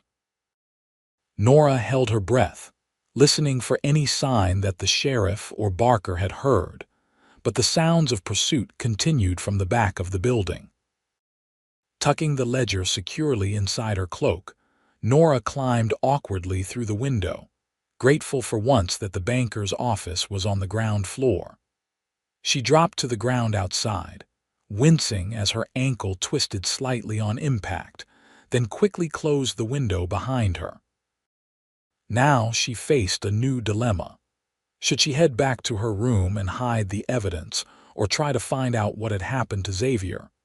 If he had been caught, her testimony might be his only defense. The decision was made for her when she heard voices approaching from around the corner of the building, the sheriff and Barker, returning from their futile chase. Whoever it was, they got away, the sheriff was saying, sounding winded and annoyed. Fast runner, too. We should check inside to see if anything was taken, Barker replied, his voice tight with concern. Nora pressed herself against the wall, praying they wouldn't notice the disturbance in the dirt beneath the window where she had landed. When they had passed, she slipped away in the opposite direction, limping slightly from her twisted ankle but determined to reach safety. The streets were still deserted as she made her way back toward the milliner's shop, her mind racing. Had Xavier escaped? And if so, where would he go? They hadn't discussed a rendezvous point in case they were separated. As she neared her lodgings, a figure detached itself from the shadows of an alleyway, causing her heart to leap into her throat. But it was Xavier, his face tense with concern. "Thank God," he breathed, catching her by the shoulders. "Did you get out all right? Are you hurt?" "I'm fine," Nora assured him, though her ankle throbbed painfully. "Just twisted my ankle a bit climbing out the window. Did they see you?" Xavier shook his head. "No, I led them on a chase through the alleys before doubling back, but it was close." He glanced at her cloak. "Did you get the ledger?" In answer, Nora produced the small book from within her cloak. "It's all here, every theft, meticulously recorded, Barker's own handwriting convicting him." Xavier's face broke into a relieved smile. "You're amazing, you know that. Most women would have fainted at the first sign of trouble." "I'm not most women," Nora replied with a small smile of her own, despite the tension of the situation. "No, you certainly aren't." His expression turned serious again. "But we need to be careful. The sheriff and Barker know someone was in the bank tonight. They'll be looking for suspects, and given your history—" "I know," Nora sighed. "I should be the first person they'd suspect. But they didn't see me, and they don't know about the ledger yet." She glanced toward the milliner's shop. "I should go inside before someone notices us." Xavier nodded reluctantly. "Get some rest. I'll come for you in the morning, and we'll take the ledger to Mr. Jenkins. With his other evidence in this, even the sheriff won't be able to ignore Barker's crimes." "Be careful," Nora urged, suddenly afraid for him. "Barker might suspect your involvement after tonight." "I will be," he promised. "Now go, and Nora," he caught her hand as she turned to leave.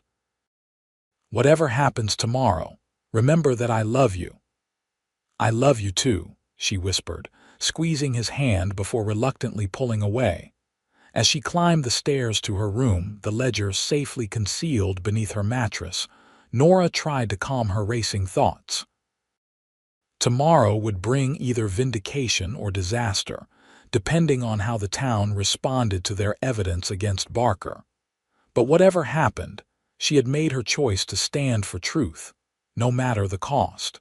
And she wouldn't be standing alone. The morning dawned clear and cool, with no sign that the events of the previous night had yet been discovered. Nora dressed carefully, choosing a simple but dignified dress that conveyed respectability without ostentation. The ledger, wrapped in plain brown paper, she tucked into her teaching satchel alongside her usual books and papers. Xavier was waiting at their usual meeting place, his expression neutral but his eyes alert, scanning the street for any sign of unusual activity.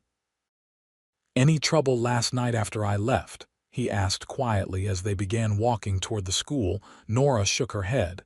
"None, and you, all quiet. But we should expect that to change once we show Jenkins the ledger." He glanced at her satchel. "You have it with you?" "Yes." "I thought it safest not to leave it behind." "Good thinking." Xavier touched her elbow gently. "I've arranged to meet Jenkins at the Mercantile after he opens at 9. Can you get away from the school during morning recess?" Nora considered. "Yes, I think so, Mrs. Collins has been helping with the younger children. She could watch them for half an hour." "Perfect. I'll come for you at 10 then." The school day began normally enough, though Nora found it difficult to focus on the lessons, her mind continually returning to the ledger in her satchel and what would happen when its contents were revealed. The children, sensitive to her distraction, were unusually subdued, as if sensing the tension in their teacher. Just before 10, Nora set the students to work on their arithmetic and spoke quietly to Mrs. Collins about watching them during recess. The woman, one of the few parents who had consistently supported Nora throughout the rumors, readily agreed. When Xavier appeared at the schoolhouse door, several of the older children giggled and exchanged knowing looks. Despite the seriousness of their mission, Nora felt her cheeks warm at the children's obvious conclusions about her relationship with the handsome mine foreman. "I'll return shortly," she told Mrs. Collins, collecting her satchel. "Thank you again for your help." The walk to the Mercantile was tense, both Nora and Xavier hyper-aware of the curious glances from townspeople they passed. News of the attempted break-in at the bank had clearly spread, but there was no indication that they were suspected yet. Mr. Jenkins was waiting in the back room of his store, his expression grave. "Miss Anderson, Mr. Flynn, I appreciate your promptness." "We have something to show you," Nora said without preamble, removing the wrapped ledger from her satchel. "Evidence that confirms your suspicions about Mr. Barker." As Jenkins examined the ledger, his face registered shock, then grim satisfaction. "This is it, proof positive of his embezzlement in his own hand." He looked up at them sharply. "How did you obtain this?" Xavier and Nora exchanged glances before he answered carefully. "Let's just say it came into our possession through unorthodox means. The important thing is that it exists, and combined with the documents you found, it provides irrefutable evidence of Barker's crimes." Jenkins nodded slowly. "Indeed it does. But the question now is how to proceed. Given Sheriff Thomas's relationship with Barker, I'm not confident he would act on this evidence, regardless of how compelling it is." "Then we bypass the sheriff," Xavier suggested. "Take it directly to the circuit judge when he arrives next week for the regular court session, or even to the U.S. Marshal in Denver if necessary." "That might be our best option," Jenkins agreed. "But it means waiting, and in the meantime," he was interrupted by the shop bell ringing, followed by hurried footsteps. The door to the back room burst open to reveal Mr. Peterson, the banker's clerk, his face pale with excitement. "Jenkins, have you heard? Barker's gone." "What do you mean?" Jenkins demanded, discreetly covering the ledger with a cloth. "Cleaned out his desk and left town in the night," Peterson explained breathlessly. "His wife says he received an urgent telegram about a family emergency, but she's clearly lying. Half their valuables are missing from the house." Nora and Xavier exchanged alarmed glances. Had Barker discovered the missing ledger and fled before he could be exposed? That's not all, Peterson continued, oblivious to their concern. The bank safe is empty. Not just the cash drawer, the entire safe. Must be thousands missing, dear God, Jenkins muttered. He's absconded with the town's money. Sheriff's organizing a posse to go after him, Peterson said. Says he couldn't have gotten far on horseback with that much cash. Xavier's expression had turned calculating. When exactly did Barker leave? Did anyone see him go? Mrs. Barker says he left around midnight, but old Mrs. Finch across the street says she saw him loading a wagon much earlier, around 9 or 10. Peterson shook his head in disbelief. Hard to believe no one else noticed anything suspicious. Midnight, just when they had been searching his office. Nora realized with a chill that Barker must have returned to the bank with the sheriff because he suspected someone had discovered his crimes, and when they had escaped without being identified. He panicked, she said softly to Xavier. Realized his ledger was missing and decided to take what he could before he was exposed. Xavier nodded grimly. We need to tell the sheriff about this. He tapped the ledger. It proves Barker's guilt and might help them track where he's headed. You're right, Nora agreed reluctantly. Even if it means explaining how we got it. Mr. Jenkins looked between them, understanding dawning on his face. You two were the ones in the bank last night, weren't you? The intruders the sheriff was chasing. We were looking for evidence to clear my name, Nora admitted. We had no idea Barker would flee as a result.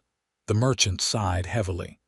Well, what's done is done, and in light of Barker's flight, I doubt anyone will care much about how you obtained the ledger. He picked up the book. Let's go find the sheriff. They found Sheriff Thomas at his office, organizing the posse to pursue Barker. His expression darkened at the sight of Xavier and Nora, but he listened with growing interest as Jenkins explained the evidence they had gathered against the banker. So you're saying Barker's been stealing from the school fund and other accounts for months, maybe years? The sheriff clarified, examining the ledger with grudging attention. Yes, Jenkins confirmed. The evidence is quite clear. And last night, when he realized someone might have discovered his crimes, he decided to take everything he could and run. The sheriff's gaze shifted to Xavier and Nora. And I suppose you two just happened to find this ledger lying in the street. We found it in Barker's office, Xavier admitted bluntly. Yes, we were the ones in the bank last night. We were looking for evidence to clear Miss Anderson's name, since it was becoming increasingly clear that Barker himself was responsible for the missing school funds. Sheriff Thomas's bushy eyebrows rose nearly to his hairline. So you broke into the bank. That's a serious crime, Flynn. Not as serious as embezzlement and bank robbery, Xavier countered. And technically, we didn't break anything. The locks are undamaged. The sheriff snorted. That's a fine distinction that probably won't impress Judge Harmon. Are you going to arrest us, Sheriff? Nora asked directly. Or are you going to focus on finding Barker and recovering the town's money? For a long moment, the sheriff studied them both, his expression unreadable. Then, surprisingly, a reluctant smile tugged at his mustache. I suppose finding Barker is the priority right now. But don't think this means you're in the clear, either of you. We'll sort out your trespassing after we catch the real thief. It was as close to an apology as they were likely to get from the proud lawman. Nora accepted it with a gracious nod. Thank you, Sheriff. And if there's anything we can do to help with the search, stay put and stay out of trouble, the sheriff advised gruffly. That'll help more than anything else right now. As they left the sheriff's office, Xavier couldn't suppress a grin. Well, that went better than expected. Don't celebrate too soon, Nora cautioned. He may still decide to press charges once Barker is caught. Maybe, Xavier conceded. But somehow I doubt it. Thomas isn't a bad man, just stubborn and set in his ways, and he doesn't like admitting he was wrong. Few people do, Nora said with a small smile. I should get back to the school before Mrs. Collins sends out a search party. Xavier nodded but caught her hand before she could leave. Meet me after school. I have something I'd like to discuss with you. The seriousness in his tone gave Nora pause. Is everything all right? Yes, he assured her. Just something important that can't be rushed. The usual place. I'll be there. The rest of the school day passed in a blur of activity and excitement as news of Barker's flight spread through the town. The children were full of questions and wild theories, which Nora addressed as calmly and honestly as she could without revealing her own involvement in the events. By the time she dismissed her class, word had arrived that the sheriff's posse had captured Barker at a stagecoach stop 20 miles south, attempting to board a coach to Denver. Most of the stolen money had been recovered, though some had been spent bribing the stage driver to depart ahead of schedule. The mood in St. Elmo was jubilant, with many expressing relief that the true culprit had been caught and the town's funds recovered. Several parents who had previously avoided Nora now greeted her warmly, as if the revelation of Barker's guilt had somehow erased their earlier suspicion of her. Xavier was waiting at their usual meeting place, his expression a mixture of nervousness and determination that Nora found both intriguing and slightly concerning. I heard they caught Barker, she said as they fell into step together. With most of the money, apparently. Yes, the news reached the mine a couple of hours ago, Xavier confirmed. The men are celebrating tonight not just because the money was recovered, but because their personal savings are safe. A lot of them keep their earnings in that bank. It could have been devastating for the whole town if he had escaped with everything, Nora agreed. As it is, his reputation is destroyed, and he'll likely spend years in prison. A fitting end for someone who abused his position of trust, Xavier said grimly. Then his expression softened. But that's not what I wanted to discuss with you. They had reached a small park at the edge of town, where a bench beneath an old cottonwood tree offered a measure of privacy. Xavier guided her to it, his manner becoming increasingly nervous. Nora, he began once they were seated, these past weeks have been extraordinary in many ways. Difficult, yes, but also the most meaningful time I've experienced since coming west. Nora's heart quickened at the intensity in his gaze. I feel the same way, she admitted softly. When I arrived in St. Elmo, I wasn't looking for anything more than steady work and a fresh start. I certainly wasn't expecting to find someone like you brave, principled, willing to risk everything for the truth. He took her hand in his touch warm and gentle. I told you I was falling in love with you, but that wasn't entirely accurate. I've already fallen, completely and irrevocably. Nora's breath caught in her throat, her own feelings for this man overwhelming in their intensity. Xavier, please, let me finish, he said quickly. I know this is sudden, and perhaps improper given everything that's happened, but life out here has taught me not to waste time when something truly matters. He reached into his pocket and withdrew a small, worn velvet box. This was my mother's.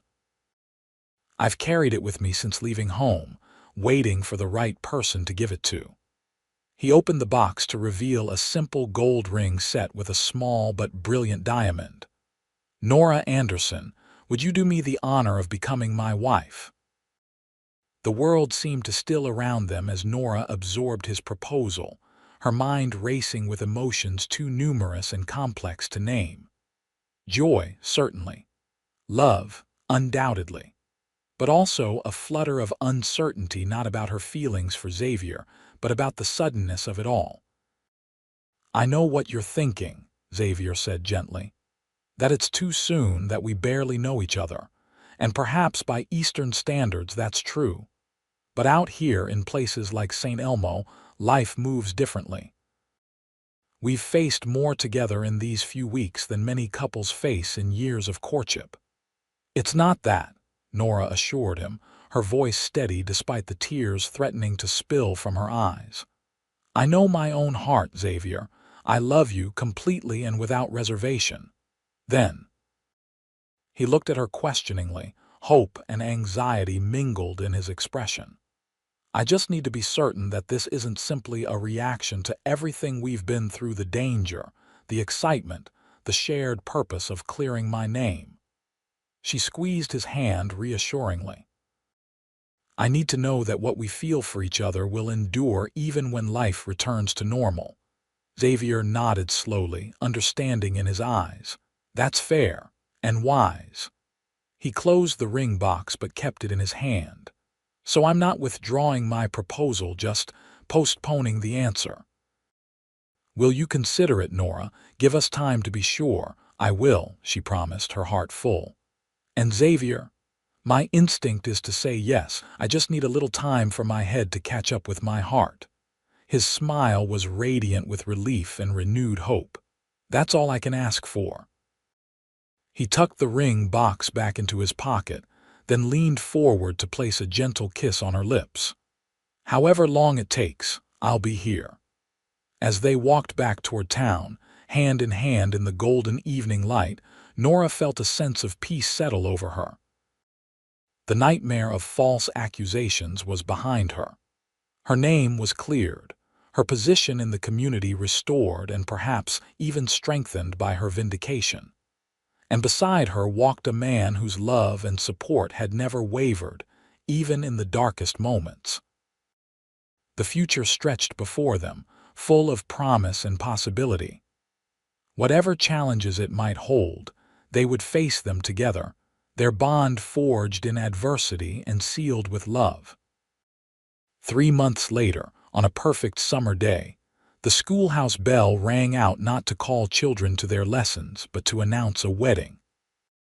The entire town of St. Elmo turned out for the occasion, the previous suspicions and accusations forgotten in the joy of celebrating the union of their schoolteacher and the mine foreman who had stood beside her when all others turned away. Nora wore a simple white dress adorned with lace sent by her aunt in Boston, a wreath of wildflowers crowning her chestnut hair. Xavier, resplendent in a new suit, waited for her at the front of the church, his face alight with happiness as she walked toward him on Mr. Jenkins's arm. The merchant had become something of a father figure to Nora since the Barker affair, his unwavering support and wise counsel helping her navigate the aftermath of the scandal. It was fitting that he should be the one to give her away, symbolizing the community's renewed acceptance and respect. Their vows were simple but heartfelt, spoken with the confidence of two people who had already proven their commitment through trials most couples would never face. When Xavier slipped his mother's ring onto Nora's finger, there wasn't a dry eye in the church. I now pronounce you husband and wife, declared Reverend Powell, beaming at the couple. What God has joined together, let no man put asunder. The celebration that followed was the most joyous St. Elmo had seen in years. Tables groaning with food lined the main street, a band played lively tunes for dancing, and even Sheriff Thomas unbent enough to offer the newlyweds his gruff but sincere congratulations. Never thought I'd say this, he admitted to Xavier, but you were right about Miss Anderson, Mrs. Flynn now, I suppose. She's a woman of rare character. The finest I've ever known, Xavier agreed, his gaze finding his bride across the crowded street, where she was dancing with some of her students. And I'm the luckiest man alive that she chose me. As the celebrations continued into the evening, Nora found a moment of quiet with her new husband, the two of them slipping away to the schoolhouse where their story had begun. In the peaceful classroom, now decorated with flowers for the occasion, They shared a private moment amidst the public festivities. "Happy, Mrs. Flynn?" Xavier asked, drawing her into his arms. "Completely," Nora assured him, resting her head against his chest. "Though I still can't quite believe how everything turned out. A few months ago, I thought I might lose everything: my position, my reputation, my future here. And now," she looked up at him, her eyes shining with love and contentment, "now I have more than I ever dreamed possible. A husband I adore, a community that respects me, and a lifetime ahead to build something meaningful together."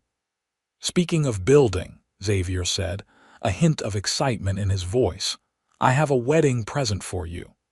He reached into his pocket and produced a folded document. "I wasn't sure when to give you this, but now seems right." Curious, Nora unfolded the paper to find a deed to a plot of land just outside town, with a small cabin and several acres of pine-covered hillside. "It's ours," Xavier explained. "I've been saving from my work at the mine, and with the bonus they gave me for uncovering a new silver vein last month, I had enough to purchase it outright. It's not much yet, but there's room to expand the cabin, maybe add a proper garden. And it's close enough to town that you can easily continue teaching." Nora was speechless, overwhelmed by the thoughtfulness of his gift.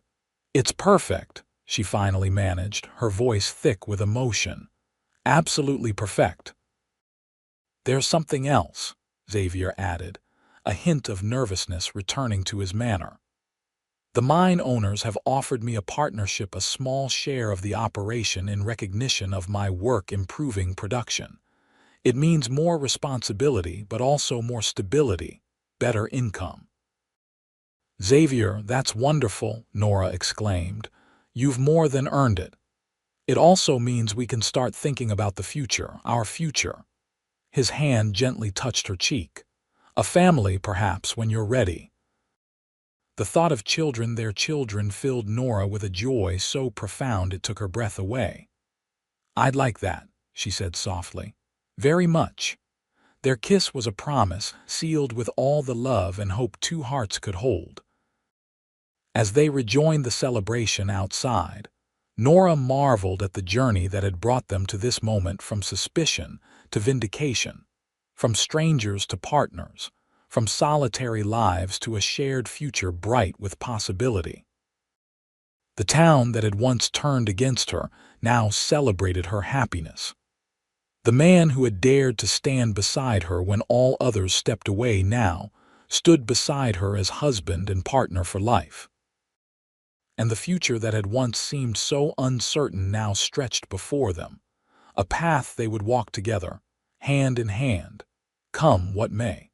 5 years later, the Flynn household was a picture of domestic contentment and modest prosperity. The small cabin had expanded into a comfortable home with a thriving garden and a few head of livestock. Xavier's partnership in the mine had proven lucrative as the silver deposits of St. Elmo continued to yield their treasures, while Nora still taught at the schoolhouse, though now only 3 days a week.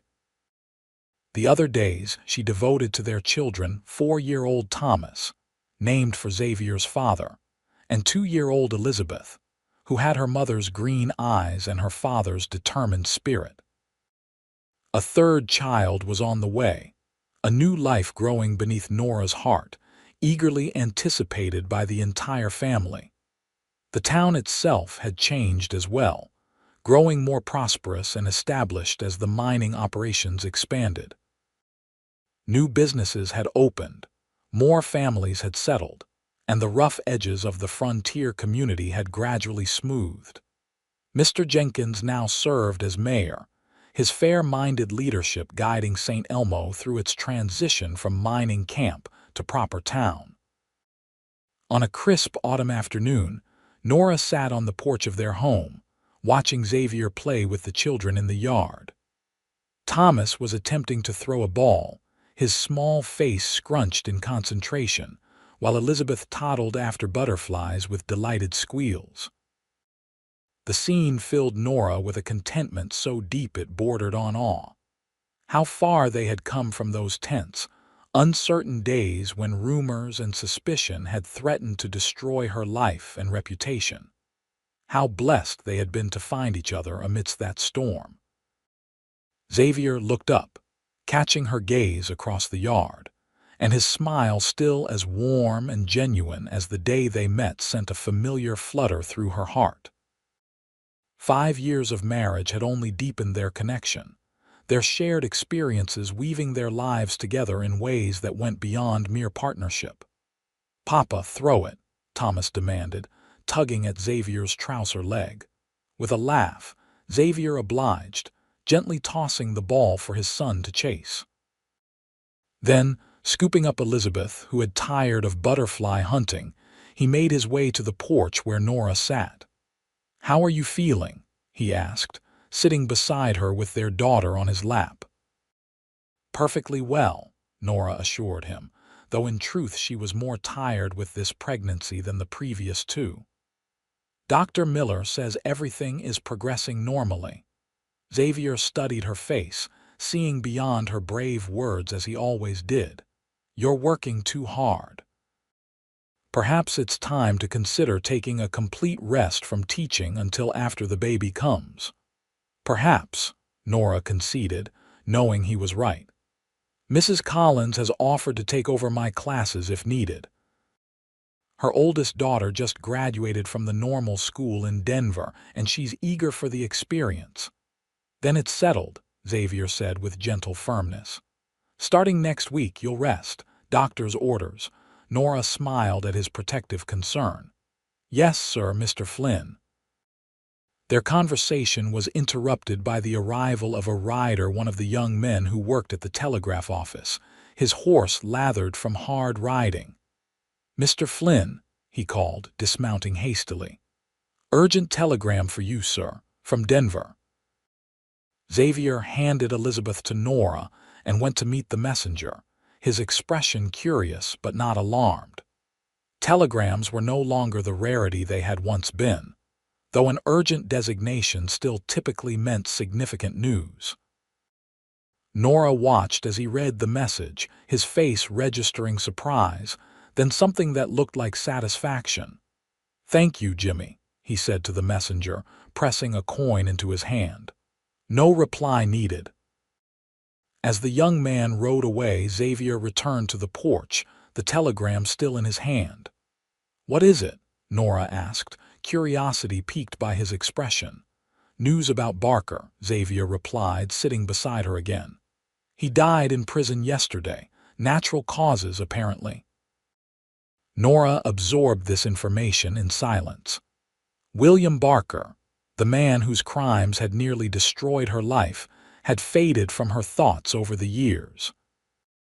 After his conviction and sentencing to 15 years in the territorial prison, she had deliberately put him out of her mind, focusing instead on rebuilding her life and creating a future with Xavier.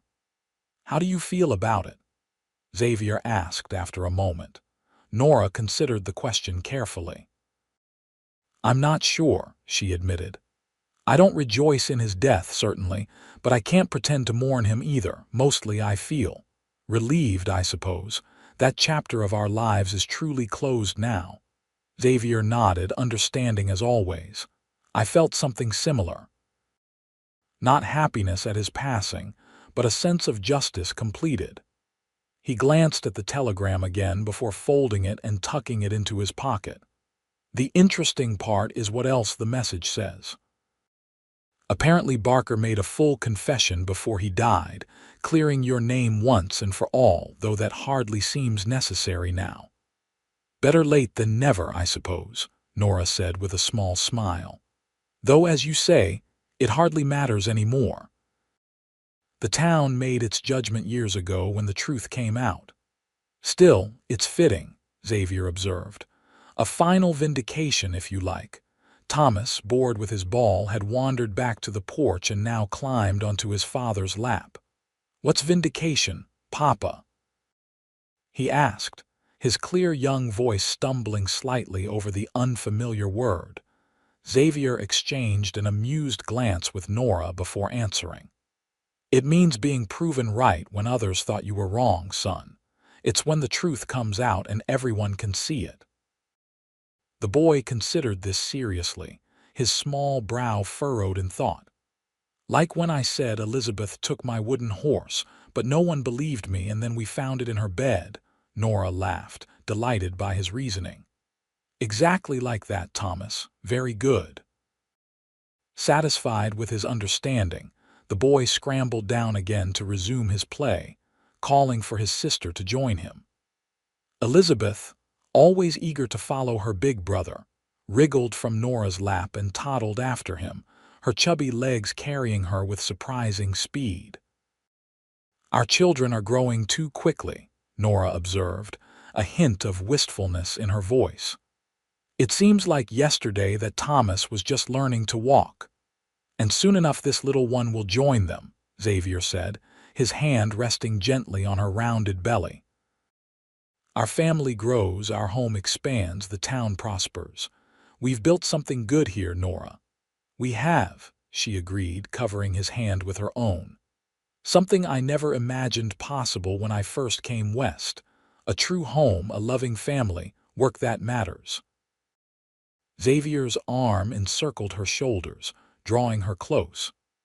All because you had the courage to stand firm when the town turned against you, and I had the good sense to recognize the most remarkable woman I'd ever met.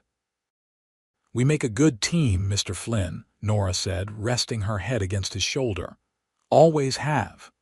Always will, Mrs. Flynn, he promised, pressing a kiss to her temple. Always will.